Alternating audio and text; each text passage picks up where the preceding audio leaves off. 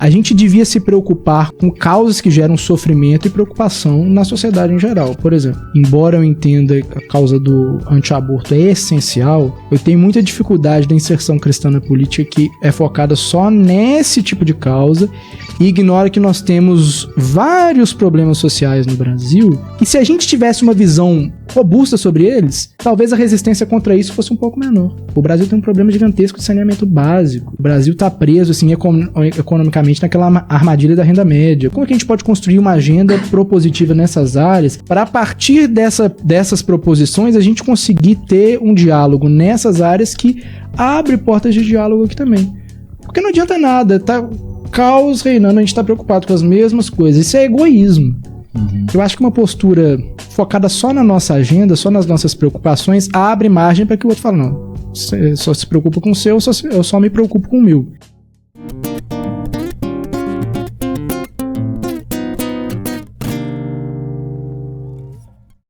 Fala, Vitrais, tudo certo? Estamos começando aqui mais um Vitral Podcast. Meu nome é Bruno Santana. Eu sou o Madison Barreto. E a gente tá aqui hoje com o Daniel Câmara. Salve, salve. Queria que vocês primeiro se apresentasse e contextualizasse como é que você foi parar no Efeito Prisma e todas as outras coisas que você faz também. Você tem alguns rolês aleatórios. Você tá plantando uma igreja, trabalha no Ministério Público. Exato. Então, assim, contextualiza aí quem é você e essas coisas todas. Cara, primeiro, bom estar aqui com nossos amigos vitralistas, é uma honra mesmo. Cara, eu sou o Daniel Câmara, eu sou mineiro de Porto Alegre. Ah, é? Olha só. Mais um rolê aleatório. Dupla cidadania. Cruzeirense, coisa importante também, infelizmente. Né? Hoje eu estou trabalhando no Ministério Público como assessor de promotor de justiça na comarca de Ribeirão das Neves, aqui perto de Belo Horizonte. E faço parte do Efeito Prisma, né? Sou redator lá por volta de 3 anos. Faz uns 3 anos. Já deve ter completado 3 anos, agora estou confundindo. Quando que eu entrei, se foi mais, mas assim, 3 anos. E também estou ajudando a plantar uma igreja, a Igreja Presbiteriana Refúgio, lá no Santa Teresa, sob a liderança do Arthur, amigo em comum que a gente tem, né, Bruno? Sim. Desde 2013 ali, eu tinha certeza que eu queria ser pastor de tempo integral. E a ideia era ir pro seminário mesmo, mas graças a Deus eu tenho uma mãe muito ajuizada. E ela falou comigo, assim, não no sentido muito tirânico, ditatorial, mas assim, bem de aconselhar, de conduzir pro caminho certo. Pensa bem. Eu sempre fui um aluno muito bom, cara. Eu nunca, assim, eu estudava num colégio particular bom e passava com o pé nas costas. Setembro eu entrava de festa, porque eu já tinha passado em tudo e tudo mais. Eu falei, assim, vai te abrir muitas oportunidades, muitas portas. Deve ser massa ser assim, cara. Pô, eu não tenho ideia do que é isso, cara. É o contrário. Eu, em janeiro do outro ano, ainda estava estudando o ano anterior. Desculpa, só fazer essas parênteses aí. A famosa dependência, né, cara? Exato, a famosa dependência. Ah, mas já não acabou o outro ano? Não, mas eu tenho que ir lá, porque resolver uns negócios lá. Doideira. Enfim, desculpa. Eu tinha que fazer essa observação. É lógico. Mas ali, cara, ela foi me conduzindo ali pra... me dando esses conselhos e tudo, e eu venho desse meio, assim, de muitos pastores que não têm curso universitário. E dentro do contexto presbiteriano que eu estava inserido, o seminário não é reconhecido pelo MEC. Então o cara vai, assim, todo, né, grandão, faz o seminário, faz o mestrado no Mackenzie, faz o doutorado no Mackenzie, que são cursos muito bons, sim, mas são cursos livres, eles não são reconhecidos pelo MEC. Então, deu qualquer problema, assim, que a vida no ministério, no sentido de estabilidade, é uma das mais instáveis, né? Sim. Então, assim, é a preocupação de mãe mesmo. Falando, assim, você pode até fazer o doutorado lá, mas você vai ser o cara com ensino médio, e aí, como é que... E eu ouvi ela, assim, e eu pensei... No começo eu pensava mais em relações internacionais e tal, mas o curso de Direito me atraiu mais pelo leque que ele amplia. De início, pra ser bem sincero, eu levava mais como um hobby, cara. E assim, ia bem, assim... Não fui o melhor exemplo de aluno na faculdade. Estudava para as provas e tal. Eu fui a tomar gosto pelo direito mesmo, na parte profissional, já nos estágios e tudo. Mas foi assim, cara. Foi minha mãe me conduzindo e fui parar no direito. Parei no direito ali, porque uma coisa que eu sempre tive foi essa questão... É um problema quando vira um negócio de justiça própria, mas um senso de justiça, assim, de... do que é certo e que é errado. Então essas coisas assim, no macro, sempre me chamaram muita atenção. Aí fui cair no direito ali, não me arrependo, cara. Nossa, foi a melhor decisão que eu fiz. Hoje, mesmo que eu entendesse que seja o ministério pastoral, ordenado, consagrado, como queiram a nomenclatura, eu tenho uma noção de que o direito é uma vocação de Deus pra mim, tanto quanto a pregação. E não largo mão, sério, é uma coisa que eu prezo muito. E tem sido uma experiência muito boa. Desde 2016 que eu entrei lá na faculdade, passei, graças a Deus, na Universidade Federal. Passar na Universidade Federal é bom demais pra família de classe média, que você tem muito argumento com o pai. Ainda mais que meu irmão passou na particular. Aí eu não dou gasto pra vocês. Tá tudo certo. Me deixa aqui, que eu tô... Eu só gasto a minha passagem, velho. Por favor. Deixa eu ficar tranquilo. Mas assim, eu creio que o direito acaba te dando ferramentas pra outras coisas, alguns outros caminhos que você tomou também, né? De ministério mesmo, a gente vai até pontuar algumas... Vai chegar nesse assunto de política e tudo mais. E o conhecimento de direito, né? Que te deu base pra isso, né? Sim, cara, assim, me permitiu... O que a vida universitária, assim, me abriu. O direito, ele é um pouco diferente, no meu caso, porque eu fiz na Universidade Federal de Minas Gerais e o prédio do direito é no centro, o campus é lá na Pampulha, né? Então... É uma vida um pouco separada, você não tem tanto contato, por exemplo, a BU não tinha... Passou muitos anos sem ter lá. Nem a BU, nem qualquer outro movimento universitário tem pouca aderência ali na Faculdade de Direito, na famosa Vetusta. Se eu falar Vetusta aqui, sair e fala Vetusta é Faculdade de Direito do FMG, é igual a Sanfran lá na USP e tal. Mas, cara, foi o que abriu pra mim foi, primeiro... um jeito diferente de encarar a leitura. Eu sempre gostei muito de ler. Mas entender a leitura também no sentido assim, um pouco mais esquemático, um pouco mais profundo, textos mais densos. Aquela coisa de você ter meio que obrigado a ler coisas, gostando ou não, de áreas que você tem interesse ou não. E, cara, a vivência fora de qualquer ambiente, um ambiente muito diferente. O ambiente universitário não é falar, você tá tendo contato com o mundo. Não é um mundo real, porque, tipo, assim que eu botava o pé pra fora da Vetusta e pegava um ônibus pra voltar pra casa, é como se eu tivesse pulado de universo. É muito diferente, assim. Os papos, o jeito das pessoas, assim, parece até em outro país, o jeito de vestir, o jeito de falar. É a realidade universitária, assim. Lá é uma coisa... não é uma faficha, uma fale que o pessoal é bem alternativo, mas tem a galera mais alternativa e tem a galera um pouco mais padrãozinho, assim, então você convive com todo mundo. Porque eu estudei boa parte da minha vida em colégio evangélico, lá no Batista, aqui, lá na Floresta. Então era o seguinte, a minha convivência, os meus amigos eram todos da igreja ou do Batista, a maioria evangélica. Se eu fosse sair do Batista para ir pro seminário como eu queria, eu ia sair do Batista convivendo com o evangélico, entrar no seminário convivendo com o evangélico, ser pastor convivendo com o evangélico. Eu não ia conviver com um perdido na vida, eu ia tentar evangelizar, não saber o que fazer, não saber o que falar.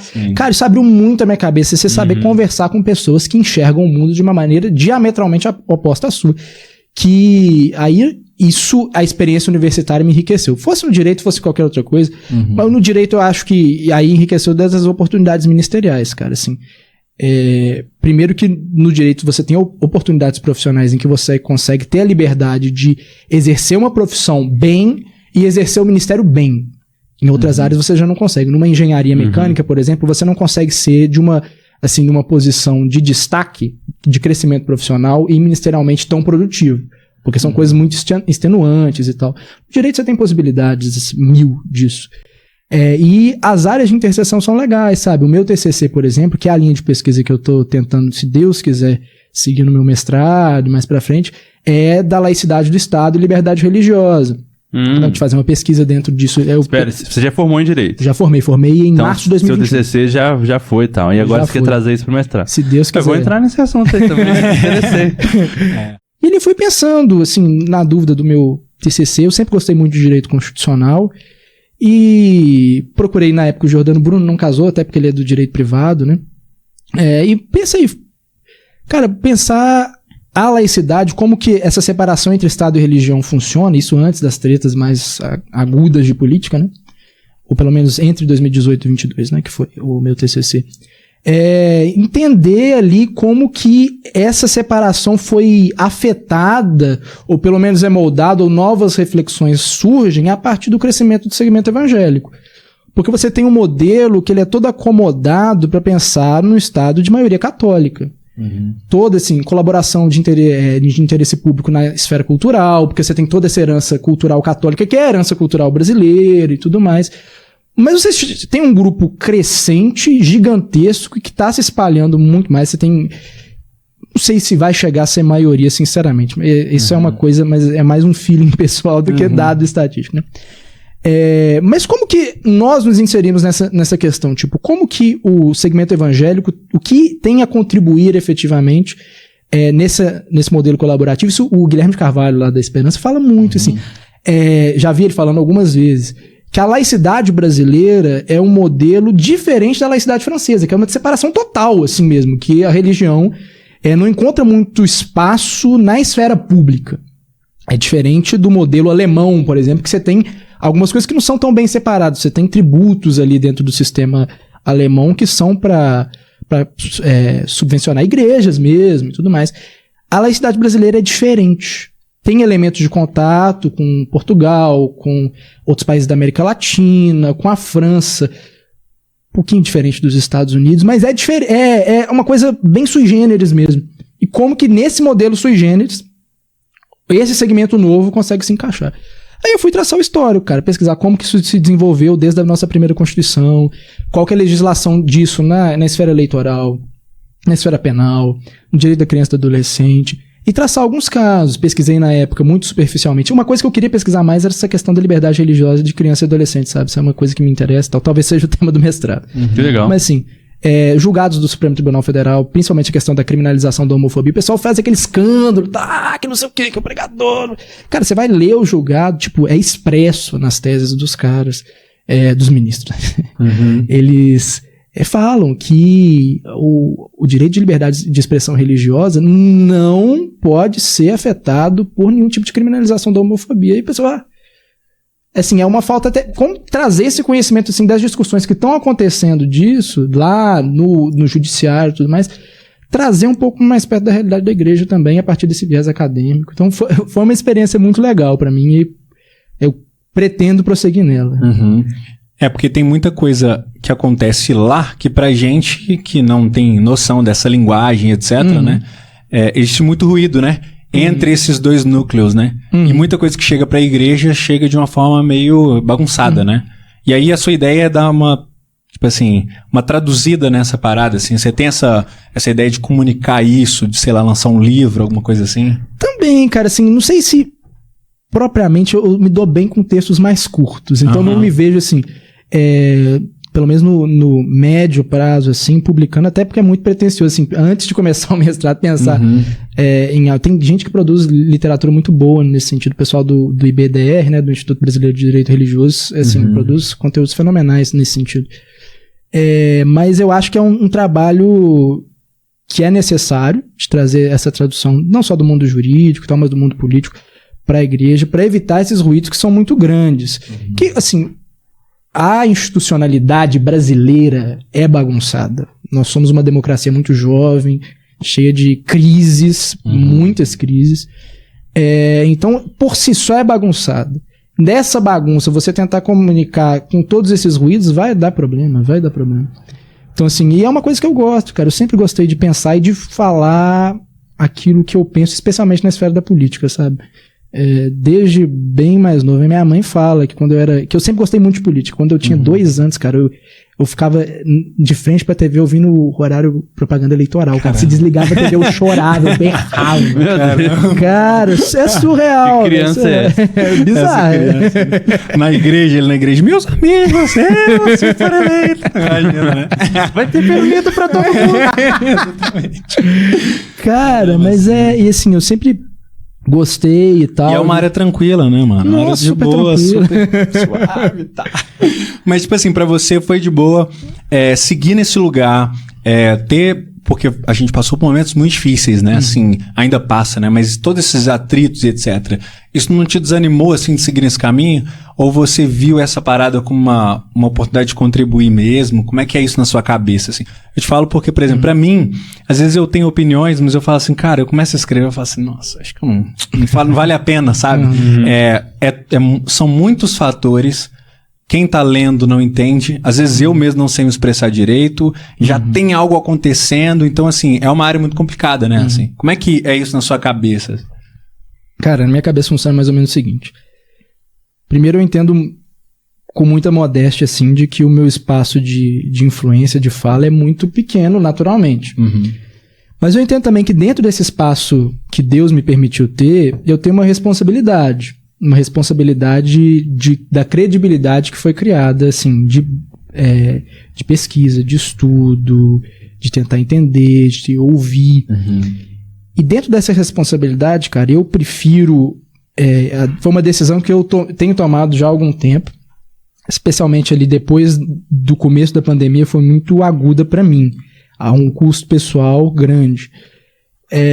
Eu prefiro ser achincalhado, ser xingado, ser falado mal pelas costas, se isso me permitir expressar um contraponto, uma opinião, que outra pessoa olhe e fala, caramba, eu não tô sozinho. Caramba, é possível discordar. Caramba, o evangelho não é uma assim, não necessariamente me impõe uma identificação com um político ou com uma ideologia política. Então, assim, é uma decisão. Tem um custo pessoal grande mesmo, assim, afeta algumas áreas da minha vida, mas é um custo pessoal que na análise eu prefiro tomar porque o benefício que isso gera para as pessoas que me acompanham, que me ouvem, na balança pesa mais, cara, assim, muito, principalmente nessa época da pandemia e das eleições, foi muito, muito isso, cara, muitas pessoas, nessa pegada de mensagem, né? Nos comentários aparecia, que você falou aqui, nos comentários aparecia a gente achincalhando, assim, das coisas mais absurdas, cara, até de gente da minha antiga igreja que xingava palavrão, era coisa horrorosa, e de outros lugares também. Mas chegava nas mensagens, pessoal. No privado, na DM. Obrigado. Cara, obrigado. E gente que continuou na igreja, falava, cara, eu continuo na igreja porque eu tô vendo gente como você. Cara, pode falar mal, cara. Se meu curtíssimo espaço de influência permite que uma pessoa olhe e fale, não, a igreja não é essa coisa ruim que eu tô vendo. Tem espaço, o evangelho é o centro mesmo. O resto a gente pode ter as discordâncias, tendo o evangelho no centro. Vou continuar. Cara, isso pra mim já... Pode falar louco, mal o que for. Tô tranquilo, cara. O meu serviço pro reino de Deus nesse ponto vai estar cumprido. Sim. Mas aí, assim, entrando nesse assunto de política, né, eu queria que você trouxesse um pouco pra gente do que... disso que o Efeito Prisma fez durante o período das eleições e tal, e você escreveu muito dentro do Efeito Prisma sobre esse assunto, sobre a nossa relação do cristão com a política, né? Porque, assim... A gente, enquanto cristão, a gente precisa se relacionar com o que a gente tem de política do contexto que a gente está. Ao longo da história, existiram outros modelos políticos. Existem cristãos em outros modelos políticos no mundo, né? Aqui não é igual é nos Estados Unidos ou na Europa, ou lá na Angola. Ele já deu uns exemplos aí, né? Das diferenças. Ou mesmo Angola, ou quem está lá na Coreia do Norte, e a gente vai precisar ser cristão em vários contextos, né? E aí você vê que a gente tem talvez alguns princípios básicos que, independente de eu um cristão aqui no Brasil 2023 ou um cristão lá na Angola ou né, na China, tem alguns princípios básicos da minha relação com a política, com a sociedade, que serve para todo mundo, e tem alguns que são específicos para o nosso contexto. Como que a gente se relaciona, né, de uma forma mais sábia? Cara, tem, assim, você tentar criar uma generalização para todos os contextos, eu confesso que para mim é difícil. Mas eu acho que assim, se dá pra gente entender alguma coisa a partir de algumas noções que a Bíblia nos dá em contextos bem diferentes, assim, como que um cristão deve se relacionar com a política, entendendo que assim como a política, tem alguns pontos de contato, vamos traçar eles. Assim como a política, a fé cristã valoriza a cidade, esse ambiente comunitário em que a gente convive. Assim, a vida a fé cristã, as escrituras, a história da redenção apontam uma valorização da comunidade e uma valorização, assim, ou pelo menos não ignora o ambiente onde nós estamos. Não ignora, o cristão não está alheio à cidade onde ele está. O cristão não está alheio ao contexto onde ele está. Seja numa relação de rejeição, numa relação de redenção, seja numa relação de recepção, há uma relação, não é algo separado. Uhum. E a ideia de diálogo, de tentativa de compreensão também da política é algo que a gente consegue entender, assim, por meio do discurso, por meio da palavra. A valorização do discurso, da palavra, do diálogo, a gente encontra na política e na fé cristã de maneiras diferentes. Então, assim, tem pontos de contato. Não, isso aqui é valorizado aqui de uma forma que também nós valorizamos. Então, assim, a gente entender isso. Como que o cristão se relaciona com a política, no sentido mais amplo possível, menos específico, entendendo que ele tem um compromisso com a cidade e que esse compromisso com a cidade ele se manifesta não por meio da imposição, não por meio de uma teonomia, não por meio de uma teocracia, mas do uso desse espaço público, seja como ele estiver aberto, para inserção da presença cristã na sociedade, não no sentido de domínio, mas no sentido de presença fiel àquilo que nós entendemos como princípios caros para nós a partir da leitura do Evangelho. Então, assim, como que o cristão se relaciona? Eu acho que é isso, você entendendo o valor da sua comunidade, o valor da sociedade, e tentando entrar por meio de uma presença fiel no meio disso. No nosso contexto específico democrático, é muito mais fácil do que um contexto de uma autocracia como a Rússia, como a China, ou uma teocracia que é autocrática do Irã. É mais fácil, por exemplo, do que uma democracia falha da Índia, que tem uma perseguição que não é exatamente oficial, mas que envolve grupos majoritários, que é daquele nacionalismo hindu mais forte, né? Então a gente tem uma possibilidade de inserção maior por meio do uso desses espaços do debate público, sabe? Uhum. Então como que a gente poderia entrar, assim, sendo bem mais prático, talvez não sejam exatamente princípios, mas mais dicas, assim, né? Tentando entender quais são as dificuldades do nosso contexto. Coisas que são caras para Belo Horizonte. Quanto menor, mais fácil. Da sua cidade, do seu bairro, aí do seu estado, do seu país. E não tentar impor a nossa agenda de prioridades num primeiro momento. Ou melhor, tentar formular melhor para ficar mais compreensível. O que eu falo? Assim, para que a gente tenha credibilidade, não no sentido de aceitação, mas no sentido da gente dar um bom testemunho, mesmo que não seja aceito como tal, a gente devia se preocupar com coisas que geram, com causas que geram sofrimento e preocupação na sociedade em geral. Por exemplo, eu tenho muita dificuldade, embora eu entenda que a causa do antiaborto é essencial, eu tenho muita dificuldade da inserção cristã na política que é focada só nesse tipo de causa e ignora que nós temos vários problemas sociais no Brasil que, se a gente tivesse uma visão robusta sobre eles, talvez a resistência contra isso fosse um pouco menor. Tá, o evangélico tem a contribuir, são causas válidas, a causa da vida defende demais, assim, as causas de costumes, assim, ligadas às questões de sexualidade, mas especialmente quando relacionadas a crianças, assim, adolescentes, eu entendo demais, eu acho que a gente tem que defender. Mas talvez não seria melhor a gente ter uma agenda mais completa, assim, uma inserção melhor, por exemplo, o Brasil tem um problema gigantesco de saneamento básico. O Brasil está preso, assim, economicamente naquela armadilha da renda média. Como que nós, como cristãos, assim, a partir da inserção de gente das áreas, mas como que a gente pode construir uma agenda propositiva nessas áreas para, a partir dessas proposições, a gente conseguir ter um diálogo nessas áreas que abre portas de diálogo aqui também.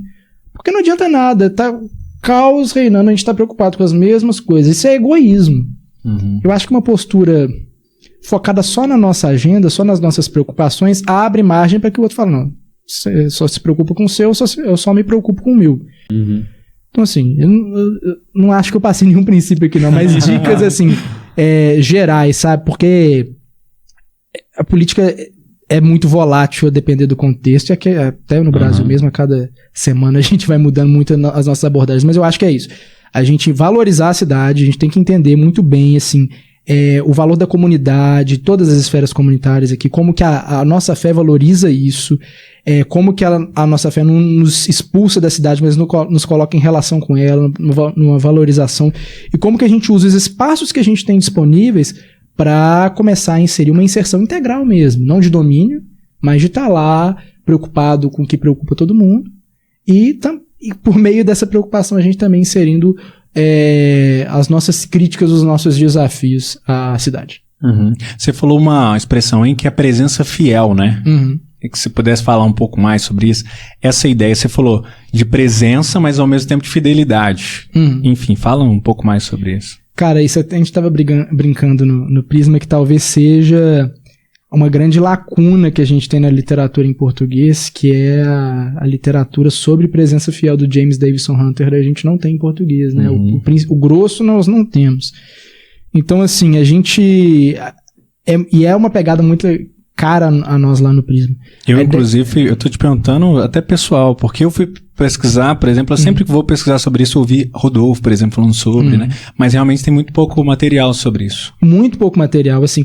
É uma ideia, especialmente no contexto brasileiro, que se contrapõe àquela noção de guerra cultural que é tanto da guerra cultural quanto a dos Sete Montes, assim, a teoria ou a teologia dos Sete Montes, que são mais teologias de enfrentamento de domínio.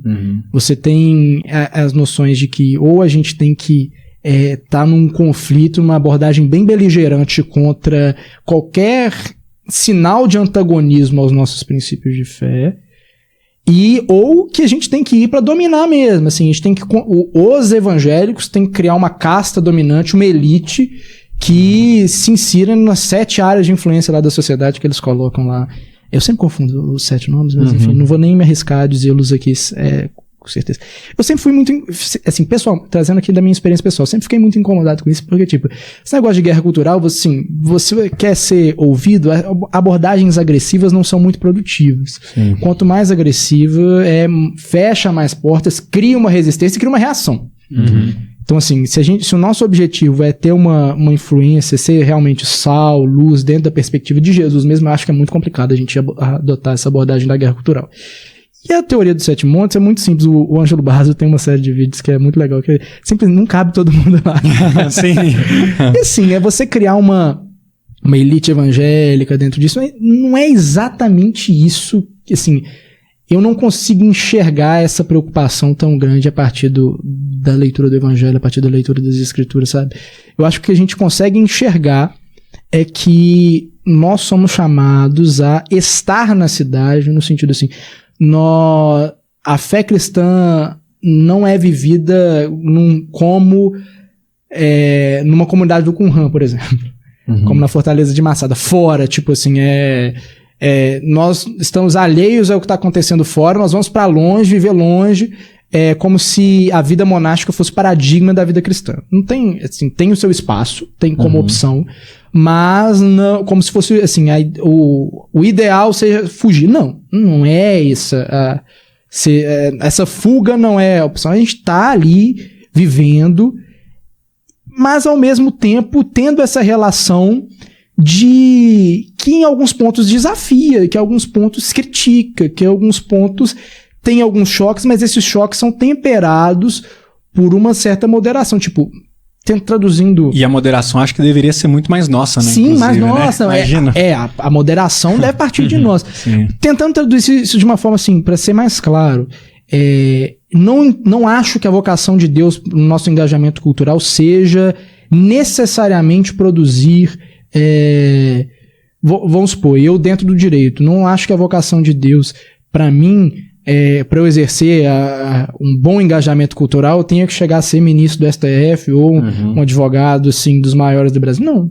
Eu acho que desde o ambiente em que eu estou, do piso ao teto, eu tenho que exercer essa função fiel ao Evangelho, aquilo que as Escrituras me revelam, e tentando ler a minha vocação a partir desses princípios. Como que eu leio, no meu caso específico, o direito à luz do Deus da justiça? Como que crer num Deus da justiça, que me justifique em Cristo, que vai inaugurar novos céus e nova terra, que vai trazer novos céus e nova terra onde habitam a justiça, molda a maneira como eu lido com a minha vocação de exercer, de tentar trazer justiça para um mundo quebrado pelo pecado.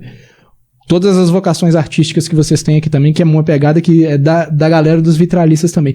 Como que é a compreensão estética nossa de Deus, da beleza que Deus, por meio assim, da criação cheia da sua glória, que foi quebrada pelo pecado, esse distanciamento, e que também vai ser consertado com novos céus e nova terra, como toda essa noção de beleza que nós temos em Deus, na criação, na nova criação, na redenção, molda a maneira como eu lido com a beleza nas suas muitas expressões.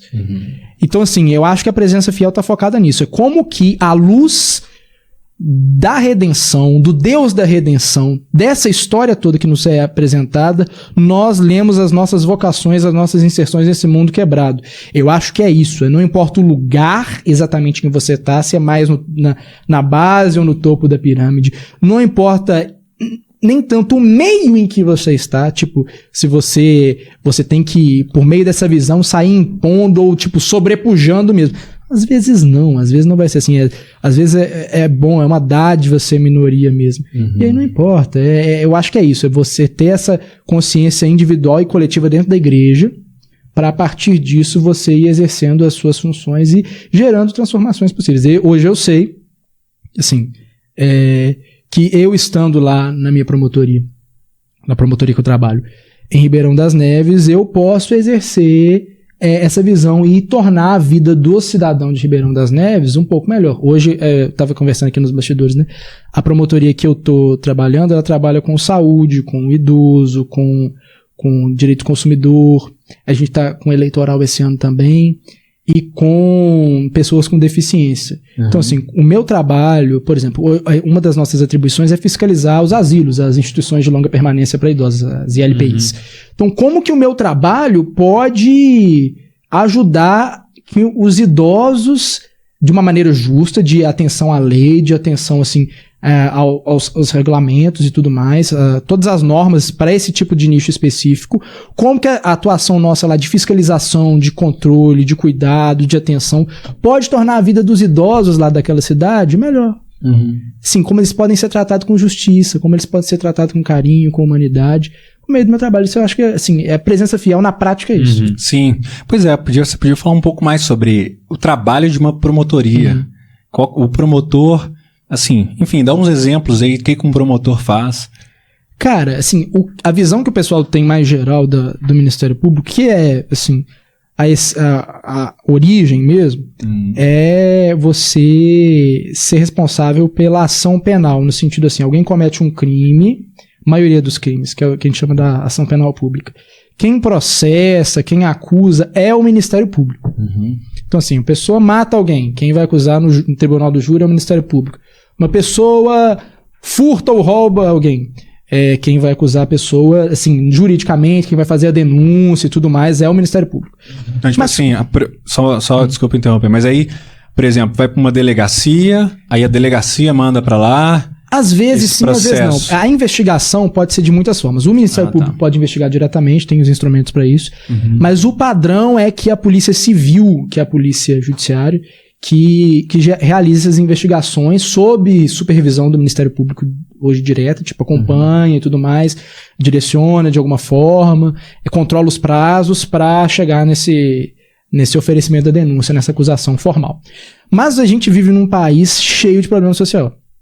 Então, desde 1988, com a Constituição, o Ministério Público tem atribuições expressamente maiores. Assim, você tem modelos como a ação civil pública e tudo mais, que permite tutelar outros direitos, os direitos sociais, os direitos à saúde, todos os direitos do consumidor, assim, o PROCON aqui em Minas Gerais com o Ministério Público, assim, de poder dar multa, sanção administrativa e tudo mais fora do judiciário, né, fora do poder de um juiz, quem atua é o Ministério Público e tudo mais.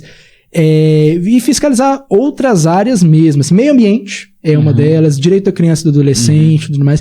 E aí envolve muita coisa, por exemplo, o exemplo que eu dei.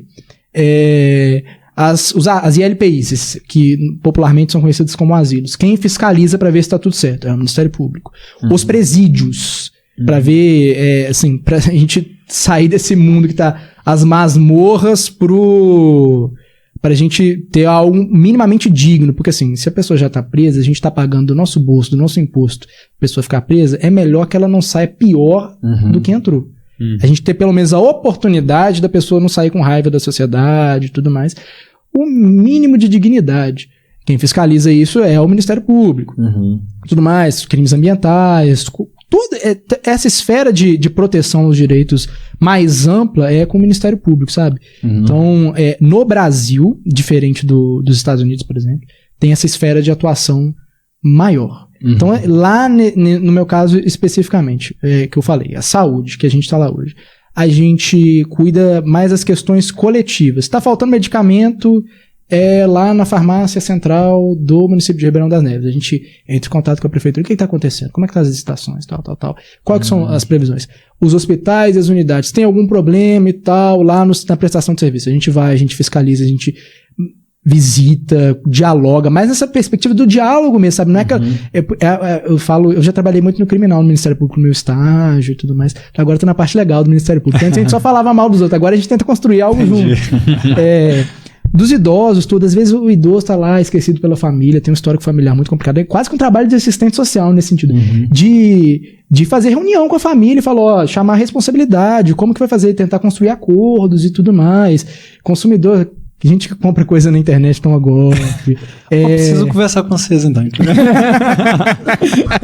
Importante, é bom você ter falado. Cara, lá em Neves, por exemplo, uma coisa que foi legal, foi anterior a mim, mas a partir da promotoria do trabalho do meu chefe, foi a primeira política pública para lidar com um acumulador de lixo, de material do Brasil, foi em Ribeirão das Neves, por meio da articulação do Ministério Público, com a prefeitura, secretarias. Você lidar, assim, que toda a dimensão de problema de saúde mental, a limpeza, tudo isso tem uma política pública construída, uma lei, a primeira do Brasil em Ribeirão das Neves, por meio da atuação do Ministério Público, cara. Isso eu acho muito legal, cara. E aí é presença fiel. Meu chefe também é cristão, né? Então, eu posso falar que é presença fiel nesse caso também. Sim. Como que você, a partir de uma perspectiva cristã, de uma abordagem sob as lentes do evangelho, você constrói algo legal, sabe? É uma coisa que a gente fala muito aqui, falando sobre esse aspecto de não só ser combativo, né, mas propor algo realmente positivo. A gente fala muito sobre arte, né, esse aspecto sobre a arte, né? Cara, se você critica tanto, né, você critica tanto as coisas ruins que têm sido feitas por aí, mas geralmente para apoiar aquilo que é bom, a galera se esconde, né? É tipo assim, pensa 1000 vezes, ou para fazer mesmo aquilo que é bom, né? E aí isso torna os cristãos, às vezes, um bando de reclamão, né? Tipo assim, poxa, olha só que feio que eles fizeram disso. Só que quando você vai olhar o que o cristão faz, a qualidade é muito abaixo, muito menor, e não existem pessoas para fazer isso a ponto de falar assim, não, então consome o meu aqui, né? Ou tipo assim, ou a ponto de falar assim, cara, a gente faz algo tão bom que é impossível de não ser notado, digamos assim, né? Então é esse mesmo aspecto, né? Mas em outras áreas, né? Um aspecto muito geral, né? Isso que você falou mesmo, importante. Sim. Só um parênteses antes nesse ponto, inclusive, sabe um dos experimentos de sistema prisional mais legal, que um dos experimentos de sistema prisional mais legais, assim, com mais resultados positivos, é de inspiração cristã no Brasil hoje? A APAC, não sei se vocês já ouviram falar, Associação de Proteção e Assistência aos Condenados. Pessoal aqui até daqui de Itaúna, depois valeria a pena, posso até ver como a gente pode fazer se vocês quiserem. Mas vocês ouvirem eles aqui no Vitral, cara, que assim, eles são de origem católica, mas assim, tem muito evangélico nesse meio também. Cara, é um nível assim, surreal. O nível de reincidência é baixíssimo. E assim, não tem guarda, não tem guarda armado, os presos têm a chave de tudo. Com princípios, assim, começou com a pastoral carcerária. E, assim, recebe investimento, é reconhecido. Tem gente, coisa fora do Brasil, começou aqui com inspiração cristã, cara. Que legal. Aí você vê, cara. É questão de ser propositivo. Tá uma porcaria o sistema prisional. Beleza, o que a gente vai fazer? Sim. Mas, para além do que a gente, que é o obrigatório, evangelizar, o que a gente vai fazer para melhorar a vida desse povo? Tá aí. Você falou, né, dentro da sua fala toda, que a gente é uma democracia jovem, no Brasil, cheio de crises. E quando você falou do seu TCC, você também disse que um pouco disso, da ascensão dos evangélicos, né, no meio político. Então, eu queria que você falasse um pouco pra gente onde nós, como evangélicos, estamos no meio dessas crises democráticas do Brasil. Porque, assim, a gente tem Constituição de 88, foi ontem, né? Mas a gente já teve uma história de Brasil antes disso também. Então, que panorama histórico que você poderia dar pra gente, assim, como foi a relação do evangélico ao longo desses 500 anos de Brasil, né? Assim, não precisa contar os 500 anos. Mas, assim, o que tá mudando, assim, de tipo, pensando assim, anos 90 pra cá, o que aconteceu pra gente chegar no ponto que a gente tá hoje? Pra que caminho a gente tá indo? Cara, os evangélicos sempre foram um grupo muito marginal na vida brasileira. Muito marginal. Apesar de que nós já tivemos 2 presidentes evangélicos. É mesmo? Quem? O João Café Filho, que foi o sucessor do Getúlio Vargas ali no mandato que ele foi eleito. Ali na República Populista foi logo o Vargas morreu, acho que em 54. Foi logo depois do Vargas, 54. E o Geisel. O Geisel, ele é de formação luterana. Ele não era um luterano praticante, assim, mas a religião dele era luteranismo.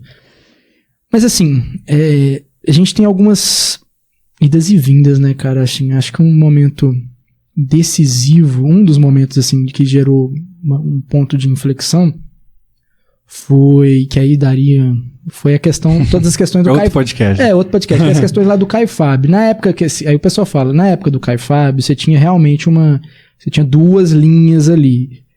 Você tinha a linha da Universal, bem forte, você tinha o Caio Fábio com uma inserção muito forte também, midiática, inclusive.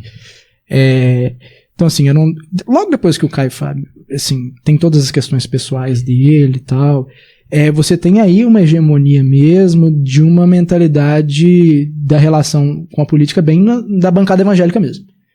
Que a Universal tem o partido dela, que é o Republicanos, que é inclusive o partido do governador de São Paulo, o Tarcísio. Que é uma relação bem na lógica centrão brasileiro mesmo. Toma lá da cá, querer concessão de rádio, concessão de TV, querer benefício fiscal, tributário. Na ideia do domínio, né? Que a gente falou lá atrás, né? Mas de uma forma muito pouco saudável, né? Cara, eu não sei nem se é do domínio. Eu acho que eles não se importam tanto, assim, no discurso é do domínio, de querer ter um presidente evangélico, de querer ter deputado evangélico. Lá atrás, aquela lógica do irmão vota em irmão. Mas eu não sei, acho que se eles tivessem que escolher, era, tipo, continuar tendo essa influência onde ele já tem. No midiático e tudo mais e tal. Você tem alguns pontos que mudam um pouco, tipo, de deixar de ser aquele grupo marginal ali que tá crescendo, meio ressabiado com política, mas que tem um outro deputado ali, você tem umas figuras mais histriônicas e tudo mais. Eu acho que o ponto de inflexão começa eu não diria nem com o Bolsonaro, eu diria com o Marco Feliciano, 2013, vocês lembram? Sim. Uma coisa que o pessoal não lembra é que, isso é um fato curioso, o Marco Feliciano foi presidente da Comissão de Direitos Humanos da Câmara em 2013. Em 2014 teve uma eleição para presidente. Um dos membros da comissão era o Bolsonaro. E na sucessão do Marco Feliciano, o Bolsonaro foi candidato e quase ganhou. Quase que ele foi presidente da Comissão de Direitos Humanos. Mas assim, ele era uma figura, naquele momento específico, embora em crescimento e muito bem inserido e atento a algumas pautas e às oportunidades de crescimento na internet, ele ainda era uma figura marginal ali também. Com a ascensão desse movimento mais à direita e tudo mais, e o PT com todas assim, tudo que fez de errado, de condenável ao longo do seu primeiro longo período no poder, você tem ali um movimento muito bem feito. Porque assim, o político tá no dele, cara. Assim, você pode condenar teologicamente. Mas assim, eu parto do princípio de que, por exemplo, o presidente Bolsonaro, ele não se identifica como evangélico. Ele é um católico, male não praticante, assim, de boa. Então assim, ele tá no cálculo político dele. O evangélico é um grupo gigante. Ele vai fazer o que for possível, ainda mais tendo uma esposa evangélica e tendo relação ali com o métier, ele vai fazer o que for, como o PT já fez, para conseguir o segmento evangélico, e ele fez melhor do que ninguém até agora. Então ali, especialmente o que eu condeno é é o lado de cá aceitar com tanta facilidade. É você ver em um político especificamente, mais do que ver em outros, e outros são condenáveis também pelo lado do presidente Lula, que também é minoritário, esse grupo mas também há quem trate o presidente Lula como a maioria do segmento evangélico. Há evangélicos que tratam o presidente Lula como a maioria do segmento evangélico trata o presidente Bolsonaro. Acho que a partir dali você tem um movimento muito difícil, cara, que eu não sei como nem quando que a gente vai conseguir desfazer de cooptação mesmo do segmento evangélico para, não digo que é uma ideologia, cara, porque falar em ideologia no Brasil é complicado, mas um projeto político de poder. Então, assim, foi muito cooptado, cara, assim, de você ver pessoas sendo realmente massacradas pela discordância. De você ver púlpitos sendo usados e meios de igrejas mesmo sendo mobilizadas para o projeto político, cara. Isso, assim, eu acho que hoje a nossa relação é de, assim, 2022, a derrota, eu acho que foi a melhor coisa que podia, assim, pro Brasil, sinceramente, assim, seria muita pretensão minha dizer, com certeza e tal. A gente tem coisas boas acontecendo aqui, coisas assim, mas, assim, tem muitos fatores, coisas muito ruins acontecendo. Mas assim, o que seria melhor pro Brasil dentro de duas opções que eu considero tão ruins? Difícil dizer, depende da visão de mundo de cada um e tal, não da visão de mundo, mas assim, da percepção de cada um. Mas pra igreja evangélica eu tenho certeza que foi a melhor coisa que podia ter acontecido pra igreja evangélica foi o presidente Bolsonaro perder, porque a gente foi colocado contra a parede. Tipo, é isso que acontece quando nós colocamos a nossa confiança, a nossa credibilidade a serviço de um ídolo. Seja ele qual for. No caso, o ídolo da vez era o presidente Bolsonaro. Que não estou falando que qualquer pessoa que tenha votado no presidente Bolsonaro é idólatra. Não é isso. Mas assim, houve muitos equívocos e em muitas maneiras ele foi colocado como um ídolo nesse sentido de tipo... o cristão tem que votar no presidente Bolsonaro. Não é assim que acontece. Não é necessariamente assim. Tem muita coisa envolvida. Então, assim, eu acho que a relação nesses últimos 4 anos foi de muita promiscuidade, de um envolvimento indevido. Porque, assim, aconteceu muita coisa, cara. O acesso foi diferenciado. Nunca tantos pastores, tantos evangélicos tiveram acesso a cargo, assim, a palco mesmo, de ir no Palácio Planalto ser recebido com honra. A gente ficou meio... Deslumbrado. Foi deslumbre. Né? E muitas pessoas sinceras erraram, e hoje eu reconheço que erraram. Olha, eu não devia ter me envolvido dessa forma, eu não devia ter ido até onde eu fui. E tá tudo bem, cara, assim, mas eu acho que a gente tem uma possibilidade histórica de rever, cara. A gente errou aqui e tal, vamos reconstruir dentro da gente, sabe? Vamos entender que a política é um instrumento para abençoar e não um instrumento de poder, de controle, de domínio, de exercer por meio da força a imposição dos nossos princípios. Não, é um instrumento de bênção, de presença e tal, mas que a gente tem que manter uma postura de mínimo distanciamento crítico de alguma coisa, que em muitos casos, infelizmente, não foi mantida. A gente teve a vergonha, cara, a vergonha. Fala assim, porque eu não digo que foi amigo, mas eu conheci pessoalmente o reverendo Milton Ribeiro. Pelo menos uma vez eu tive com ele, assim, de comer pizza depois de culto, assim, uma vez que ele foi lá na antiga igreja. Cara, gente boa. Homem de Deus mesmo. Foi ser ministro da educação lá e foi, assim... Eu acredito que nele, por ingenuidade, por falta de traquejo político mesmo, foi envolvido num esquema, assim, de corrupção, cara.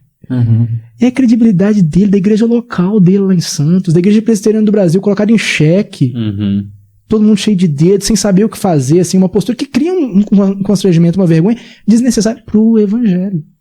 Assim, fora para outros casos também, que eu acho que foi um aprendizado, tipo, se a gente for ir por esse caminho aí, vai tomar pancada e como em outros tantos casos na história recente, inclusive, está tomando pancada. Nos Estados Unidos mesmo, especialmente nos setores mais...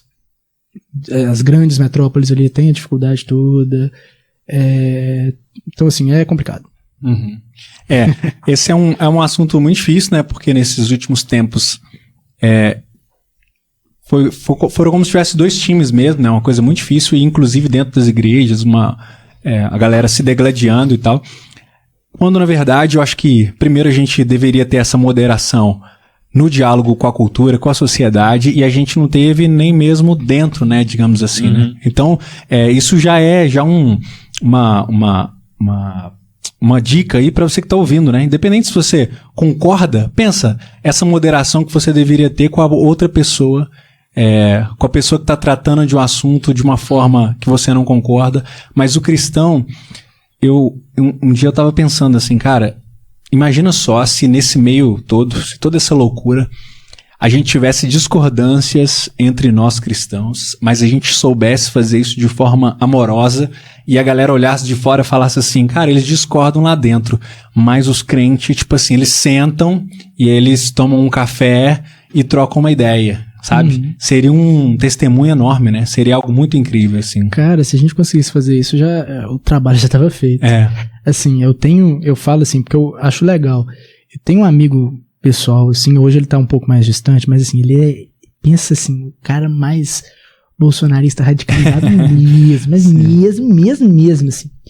Cara, ele sabe que eu pessoalmente não tenho a mesma posição que ele. E ele, assim, ele nunca mesmo, a gente já conversou várias vezes sobre política, sempre com um tom muito respeitoso. Isso que eu acho muito legal, cara, eu respeito muito ele por causa disso. E eu acho que nesse caso ele é um bom testemunho, cara, assim, como que o cara mais radicalizado ali, com a posição mais firme dentro de uma... consegue conversar com outros, assim.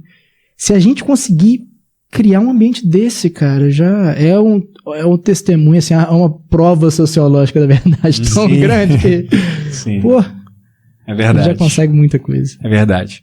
Eu queria puxar um gancho aí dessa conversa toda sobre igreja e refúgio, gostei do nome, que isso tem muito a ver com a ideia da cultura da caverna que você falou na sua palestra lá na conferência. Então, queria que você resumisse pra gente o que é a cultura da caverna e como é a relação dela, né, disso com todo esse assunto que a gente tá falando aqui de igreja e esse refúgio que a igreja é pra gente. Cara, aquilo foi justamente fruto dessas reflexões de pensar da minha...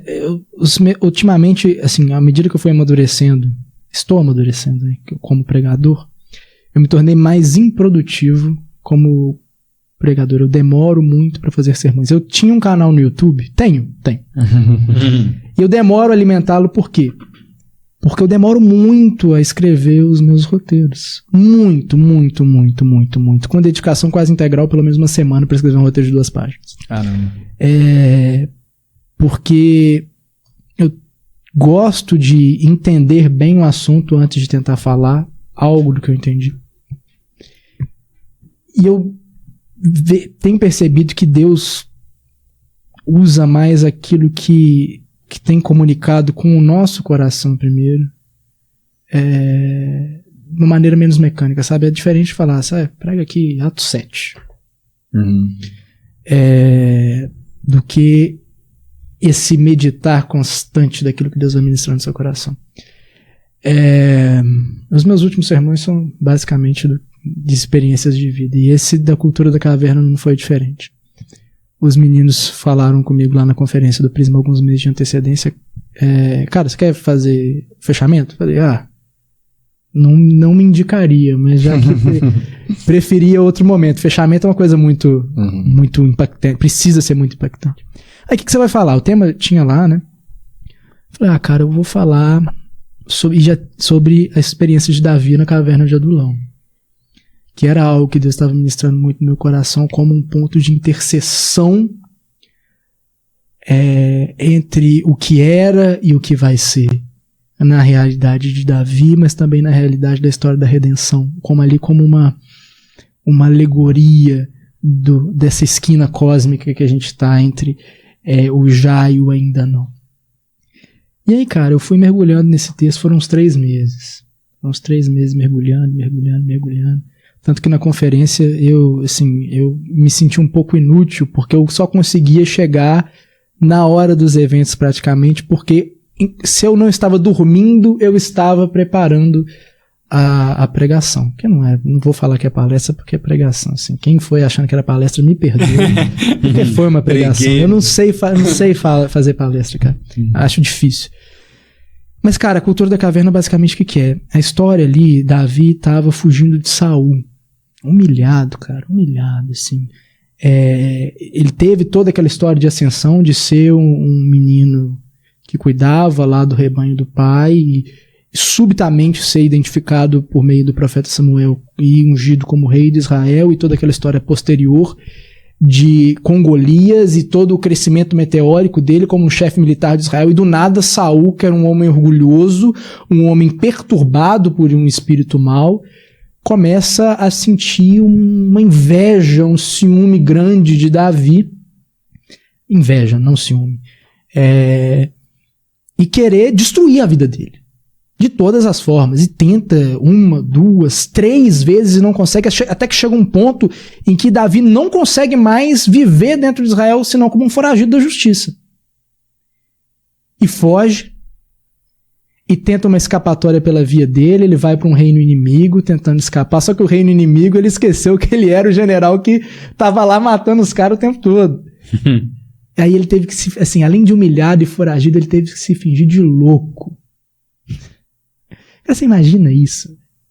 Um cara assim, o homem mais desejado e bem sucedido de um país, de uma nação, de um povo, virar assim, um herói de guerra. Naquela época não tinha esportista, ele era a celebridade, se a gente puder usar esse termo anacrônico, e virar um foragido e ter que se fingir de maluco para não ser assassinado, de todo mundo à volta dele querer matar ele ter que esconder igual um morcego no meio de uma caverna no deserto. É o ponto mais baixo, um dos pontos mais baixos da história de Davi. E eu, no momento que eu identificava ali como ponto mais baixo, de uma sucessão de desventuras na minha vida, que chegou nesse fundo do poço, que era a questão da saída da igreja, eu olhei para aquilo e vi como que o ponto mais baixo ali naquela caverna, naquela esquina da vida de Davi, entre a celebridade que caiu, que virou foragido, e o foragido que virou rei. Como que ali é o ponto decisivo da virada da vida de Davi.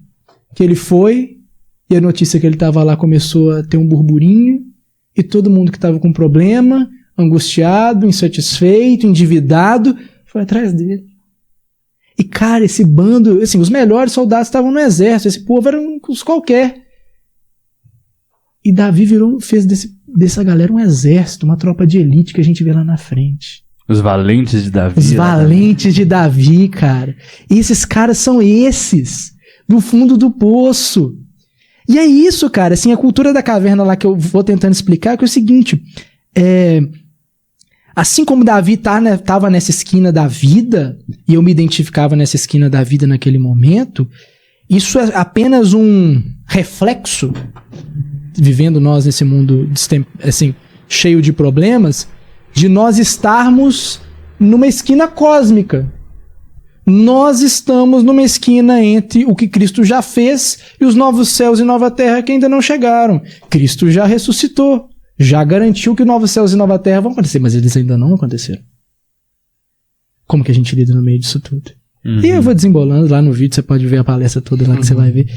E a chave pra gente entender é a seguinte: no meio dessas esquinas da vida, que refletem essa esquina cósmica que nós estamos, nós temos que lembrar que Jesus foi pendurado numa cruz, foi assassinado, foi morto, foi torturado. E onde é que ele foi depois disso? Pro sepulcro. Para uma caverna. E da caverna, Cristo ressuscitou. A realidade de Cristo, enquanto a nossa ressurreição não chega, é a realidade da caverna. Essa é a realidade de esquina. Essa é a realidade de silêncio, de desventura, que vai se desdobrando de muitas formas, mas é uma realidade de quebra, de insuficiência, assim, de desejo de algo mais, aquele anseio por eternidade. Mas aí a gente tem que entrar nessa caverna, cara. Seja a desventura que for, no meio da desventura grande de viver nesse mundo do pecado, porque a realidade de Cristo é a realidade da caverna, e nós podemos ter a esperança de que assim como Cristo saiu do sepulcro, Ele nos tirará da caverna, e quando Cristo sai da caverna, o que sobra é uma realidade de vida. Então é essa, cara. Amém. Amém. Pregador, né? Dá um microfone pro cara, o cara vai pregar. Né? Muito forte. E assim, pegando outro gancho aí também, essa palavra realidade, a gente gosta bastante, tá aqui no slogan do Vitral, sobre as cores da realidade. O Prisma gosta bastante, o slogan do Prisma é sacudindo a poeira entre o cristianismo e a realidade. A poeira da ponte entre o cristianismo e a realidade. Isso. Então, eu queria que você dissertasse um pouco isso. O que é a realidade? Pergunta fácil. Ótimo, coisa Tipo, boa. Pilatos pra Jesus. O que é a verdade? O que é a realidade? Como é que você define realidade? E quando você fala de realidade de Cristo, do que você tá falando? Cara, a realidade, uma coisa que me ajuda muito é também, puxando o ponto que você falou de Pilatos, me ajudou muito, é um livro muito bom. Não só por isso, mas muito bom. Eu sempre tive dificuldade com epistemologia. Esse livro foi o primeiro que eu falei, tá, tô conseguindo mais ou menos entender um pouco. Que é o livro do Sawyer. Esqueci o primeiro nome dele. Uma introdução à teologia. Um livro da editora Vida. Que ele falando que Deus é a verdade. Deus é a verdade. Mas a nossa percepção da verdade é limitada pelo contexto que a gente está. O contexto linguístico talvez seja o mais limitante. Histórico. Não estou dizendo que não é uma visão relativista. É uma visão que traz percepções. Aquela coisa do VAR, sabe? O ângulo do VAR, no gol ali que você vê. Tá impedido? Não tá impedido? É um exemplo até que ele dá, só que usando beisebol, né? Eu tô trazendo um esporte de verdade. As nossas percepções da verdade, elas não fazem jus à verdade que Deus é. O que nós conseguimos perceber é o verdadeiro. Não é a verdade completa. Nossa imperfeição, a incapacidade até espiritual, se a gente puder dizer assim. Não no sentido que comumente nós usamos, mas assim, a nossa incapacidade de apreender toda a verdade que é a verdade de Deus. Que, afinal, toda a verdade é a verdade de Deus, já diria Agostinho. Não o Carrara. A realidade é mais ou menos a mesma coisa, cara. A realidade toda é a realidade de Deus. O que a gente consegue aprender, nem tudo que a gente percebe é a realidade toda. Tem todas essas limitações nossas, psicológicas, linguísticas, históricas, culturais, econômicas, sociais, espirituais. Então, assim, o que é a realidade? É algo numa amplitude muito maior do que a gente consegue aprender. Mas o que a gente consegue aprender do que é real? A gente consegue aprender que, para tentar delimitar um pouco do que é a realidade, como a narrativa por trás da narrativa, é que este universo, todo ele é o universo de Deus, é o cosmos de Deus, é o templo de Deus. Que é uma ideia, em termos assim mais acessíveis, muito bem desenvolvida pelo Bernardo Shaw, lá no Enredo da Salvação, que é um livrinho maravilhoso. E esse templo foi maculado, quebrado pelo pecado, mas ainda que tenha sido quebrado, ele não foi... A glória de Deus, a presença de Deus, os vestígios da divindade não foram expulsos, expurgados do universo, porque nem poderiam. E neste universo quebrado e maculado pelo pecado, pela crueldade, pela injustiça, pela maldade, a gente consegue enxergar o que é realidade. Realidade é perceber neste universo que é templo de Deus maculado pelo pecado, vestígios desse Criador. E entender que esses vestígios vão ser reorganizados, consertados dentro de uma nova realidade que não vai ter espaço para maldade, um novo cosmos que não vai ter espaço para maldade. Então, qual que é a compreensão cristã da realidade dentro das nossas limitações de compreensão do que é real, do que é verdadeiro, é essa integralidade que está diante de nós, que ainda é muito envolta em mistério, de tudo que foi criado, de todas as dimensões que a gente não consegue nem sequer explorar, esse mundo que a física e a química tateiam, do mundo atômico, subatômico, esse mundo macro das galáxias, das nebulosas, de tudo isso, cara. Essa realidade, toda é a realidade de Cristo. Quando é evocada essa palavra realidade, essa pergunta tão simples do que é realidade, o que me vem é essa incapacidade nossa de aprender o que é tudo isso, mas a certeza, mesmo no meio das nossas limitações, que a revelação nos dá, que este palco tão pouco dominado e tão pouco compreendido e tão pouco conhecido por nós é o palco da glória de Deus, é o teatro da glória de Deus, e que por mais estranhos ou contraintuitivos que sejam essas realidades, esses elementos da realidade, essas áreas, essas esferas da realidade, o termo esfera da realidade é muito caro para o neocalvinismo e muito caro para o prisma por consequência. São oportunidades de perceber e conhecer vestígios de Deus, de entender essa realidade que se encontra plenamente no Criador. Então, assim, não, como a pergunta é muito ampla, a resposta vai permanecer incompleta. Mas quando eu olho para o trabalho que a gente faz no Prisma, e mais do que isso, tá, qualquer envolvimento com a minha profissão, com a minha família, com a minha namorada, eu penso nisso, cara. Esse é aqui que Deus está. Uhum. E quando eu me envolvo com mais coisa, eu me envolvo com essa realidade, eu vou à luz da revelação. Aquela música do Marcos Almeida, né? Toda vez que eu vou pro mundo, eu ouço Deus falar. Uhum. É isso, cara. O que é a realidade é isso. Você tá em contato com aquilo que você consegue aprender, sabendo que é muito menor do que é. E mesmo assim você entender que ali é que a gente encontra também o nosso Senhor. Amém. Você citou aí esferas da realidade? É tipo esferas do dragão hoje? Não, cara, seria muito mais... Legal, exatamente.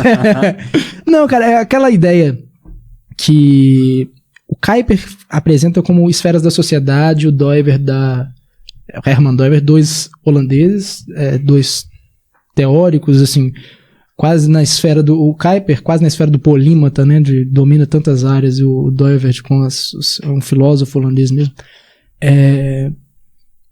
que dá uma compreensão, assim, que chamam de aspectos irredutíveis, tipo, não dá pra gente dar um passo pra trás disso, sabe? São algumas áreas da realidade mesmo, não apenas da sociedade, do convívio humano, mas assim, da existência do cosmo dentro daquilo que a gente tem o conhecimento, que da maneira mais simples, mais resumida possível são colocadas.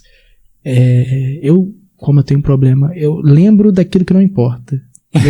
Tem dificuldade de lembrar, porque a ordem também é importante. São algumas esferas da realidade que o Doiver trabalha muito delas. Uhum.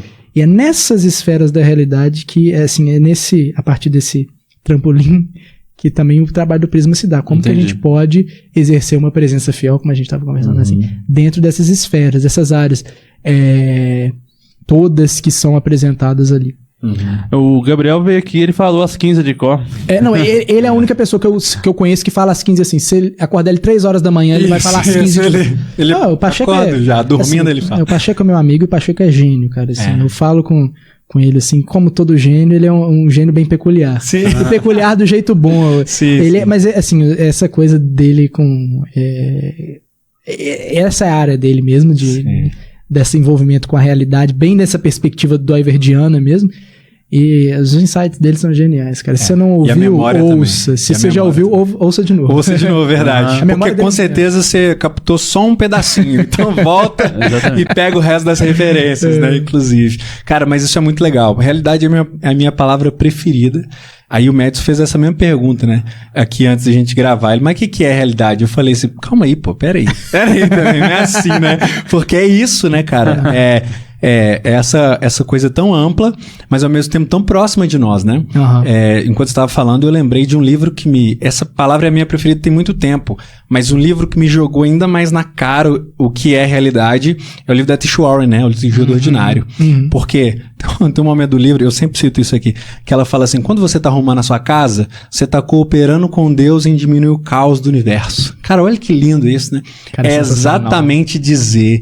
falar que a realidade que você vive, cada aspecto dela está ligado à realidade de Deus. É a realidade de Deus, né? Então, quando eu comecei a entender isso, e aí quando a minha mente ampliou, né? Eu comecei a entender que aquela divisão do espiritual, né, e do secular, né, do sagrado e do profano, no sentido mais... isso aqui é ligado à igreja, então é bom, né? Diretamente, né, ligado à igreja, assim... as coisas que você faz para a igreja são boas. E aí as coisas que você faz no seu dia a dia, né, o trabalho e etc., essas coisas são secundárias, né? Mas, cara, olha tudo que a gente falou isso aqui, né? Olha o tanto que a gente falou aqui, o quanto essas coisas são todas... uma só em relação àquilo que Deus está fazendo, né? É a glória de Deus agindo, seja através de um pastor pregando, seja através de um político sendo honesto, o promotor fazendo uma coisa boa. Então, exatamente, a glória de Deus está se manifestando nessa realidade, né? Então, a realidade é tudo e muito mais, é basicamente isso. Todo mundo tem a frase que aí resume a nossa relação, né? Todo mundo tem aquelas coisas que mexem com as vísceras da gente, né? Uma das que mexem comigo, claro, é que quem me conhece sabe, cara, eu sou, assim, aquela música de criança comigo, toda vez que canta eu me emociono, cara, de 3 palavrinhas, 2 palavrinhas e 1 palavrinha só. Quando chego numa palavrinha eu abro o berreiro, cara, quer falar que Jesus ressuscitou, velho.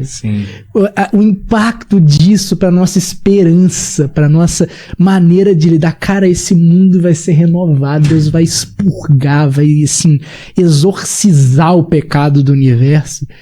E assim como ele, e assim, a garantia disso é que Jesus arruma a porta do túmulo. E que a gente vai seguir atrás dele. E ele vai nos chamar à vida. E outra coisa é que Jesus é o Senhor, cara. Jesus é o Senhor. Ele é Senhor sobre a igreja? Sim, mas não só. Ele é Senhor sobre a fé? Sim, mas não só. Ele é Senhor sobre o cristianismo? Sim, mas não só. Ele é Senhor sobre a realidade inteira. E se ele é Senhor sobre a realidade inteira, eu não posso simplesmente relegar o senhorio dele ao meu envolvimento com tudo aquilo que envolve a religião, a fé. Ele é Senhor sobre a minha promotoria de justiça onde eu trabalho. Ele é Senhor sobre a casa onde eu moro. Ele é Senhor sobre o meu relacionamento com minha namorada. Ele é Senhor sobre o dinheiro que está na minha conta bancária. Ele é Senhor sobre as estruturas políticas do Brasil. Ele é Senhor sobre tudo. Se ele é Senhor sobre tudo, o que eu posso fazer é, de alguma forma, usar a minha vida. O que a gente pode fazer é usar a nossa vida para destacar esse senhorio de Cristo sobre a realidade, começar, dentro do que ele nos permitir, a trazer esse senhorio para a luz do dia. A gente tem um quadro aqui, você deve conhecer. Conheço e admiro. Legal, show de bola. Da gente indicar coisas, se você quiser indicar livros, páginas, né, pessoas, enfim, coisa boa. Esse é o momento. Eu vou indicar aqui, a gente citou o Davi Lago, e ele tem um livro que eu gosto bastante, o Brasil Polifônico. Maravilhoso. Que ele dá um panorama muito legal, assim, da relação do cristão com a política, com a cultura, com a sociedade ao longo, né, dos séculos aí, né? Então, ele fez uma explanação muito legal, assim, da gente ver o que aconteceu em cada época e em que ponto que a gente está agora e para onde que a gente pode ir, né? Então, Brasil Polifônico da Davi Lago. Maravilhoso. E vou recomendar mais uma vez, eu falei no início, vou falar de novo, da galera assistir essas playlists que a gente tem. Essa playlist Sociedade e a playlist Cultura, que vai complementar muito toda essa conversa que a gente teve aqui e aplicando para outras áreas, né?